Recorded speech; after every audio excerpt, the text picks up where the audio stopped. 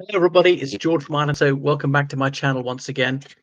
And in this video, I'm going to ask whether Russia's influence in Africa is undergoing a diminution due to the Kursk incursion by the Ukrainian army. It's been going on for, is it 26 days now?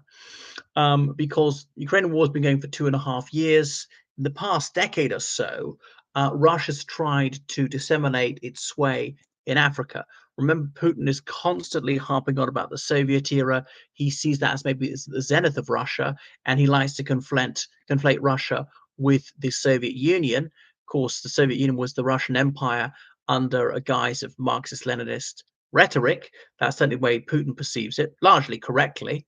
And then it was a global power. It just wasn't in Eurasia, but they had considerable influence in much of the American continent and in Africa. And after the Second World War, there was decolonization, partly due to communist inspiration. And the Soviets, despite being an egregiously oppressive imperialist force themselves, they were keen to bring about independence for the colonies of France, Portugal, the United Kingdom, and so forth in Africa and elsewhere. And they helped to do that not just through moral support, not just rhetorically, but also said armaments, training communist revolutionaries, and so on. And they had some communist satellite states, the Republic of the Congo, Ethiopia for a time, Somalia for a time, to some extent Zimbabwe, elsewhere. Very cordial relations with Libya and indeed Guinea. But the Soviet Union obviously collapsed in 1991.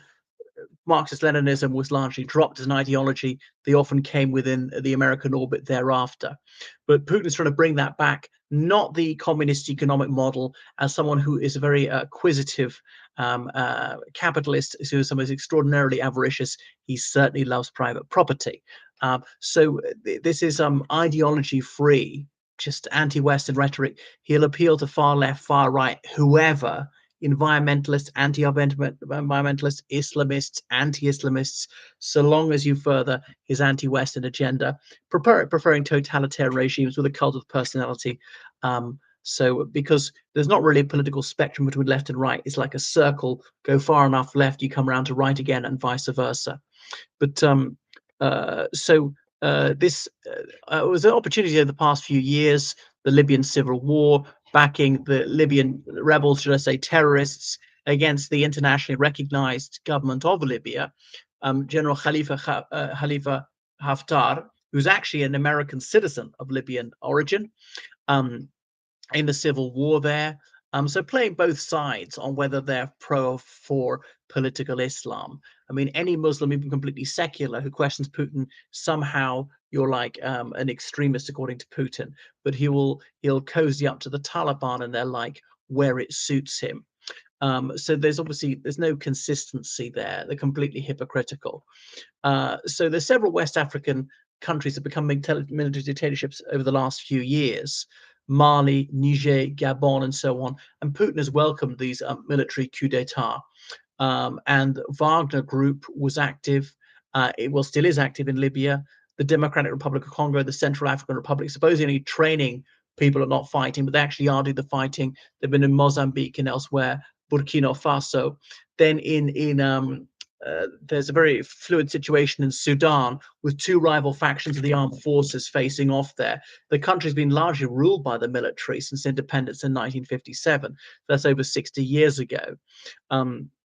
But in Burkina Faso, the Russians, the mercenaries there, have been forced to withdraw. So it's not the Russian army officially. It was Wagner Group or Redoute or other Russian private military companies.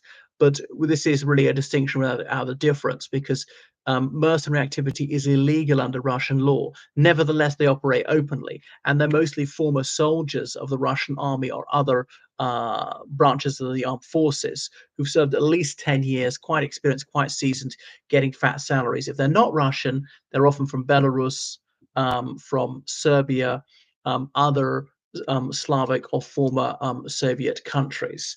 So fighting there, only doing it when Moscow wants them to. So despite that being illegal, nevertheless, they openly recruit in Russia and elsewhere, and operate, and the money's paid there. When they sign up, the mobile phone is taken off them. They're sent to fight.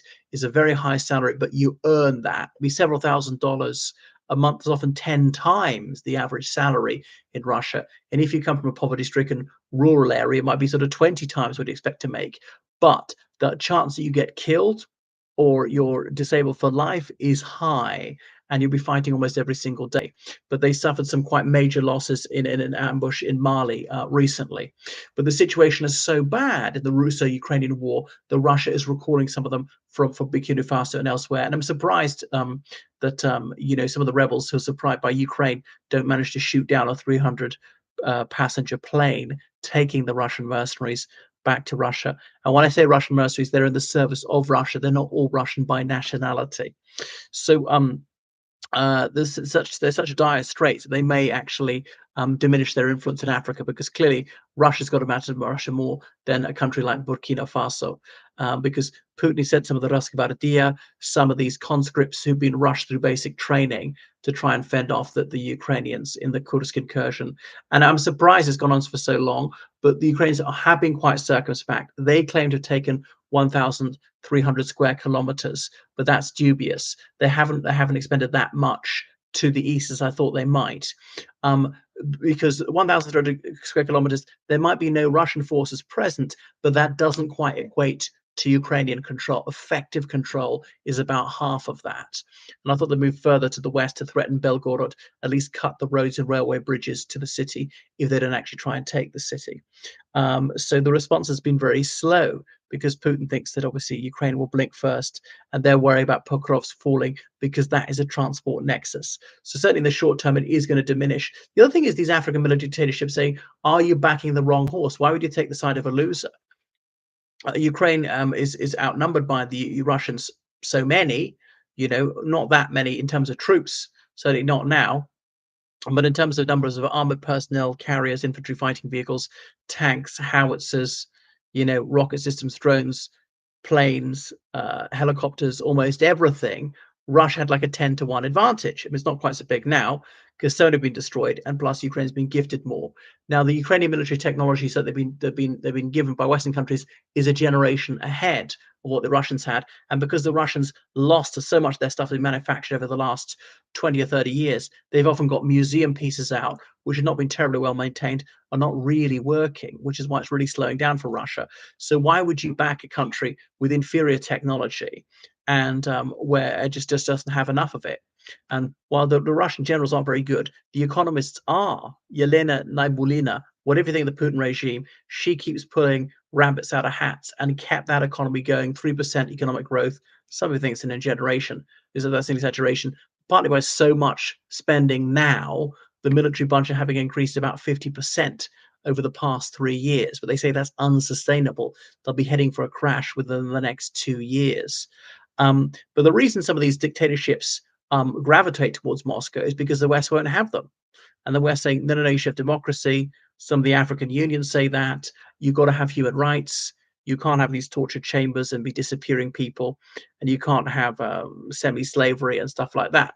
You've got to return to the path of constitutionality. In fairness, they're Western countries who engineered putches in the past decades, but they haven't done so in Africa for a few decades now.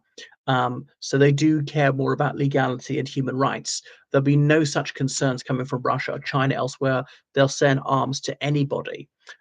So they like the way there's no strings attached. There's no ethical bottom line.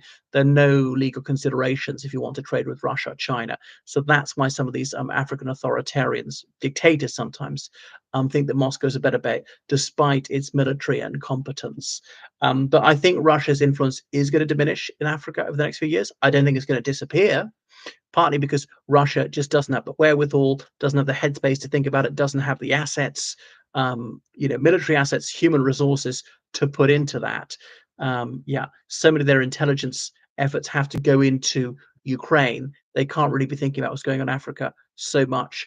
Trying to win some of them over, the global south, the global majority, as Russia prefers to call it. And their foreign policy document published last year, they said Africa is the only continent where they can significantly increase their shadow, really, because Latin America or Asia or various other places in the world, their allegiances are fixed. They're part of various power blocks already. That's not the case in Africa. They feel it's up for sale. It's unstable, not that difficult to overthrow regimes. They see how China has increased its footprint in Africa dramatically over the last quarter of the century, purchasing a lot of farmland, setting up a lot of businesses and factories and so forth. Also, because it's the most economically developed continent in the world, it's the cheapest one to do it in, with debt trap diplomacy and so on. And since 9/11, the United States and the broader West took its eye off Africa and was so concerned about Afghanistan and Iraq and so on, which allowed almost a vacuum for China to move in. And Russia will continually harp on about the iniquities of European colonialism, say that they're cruel, they're savage, they're viciously racist. Russia will exploit the BLM movement to aggravate anti-Western bigotry. At the same time, of course, Russian propaganda will try and boost white supremacism. So they're always playing both sides of the street.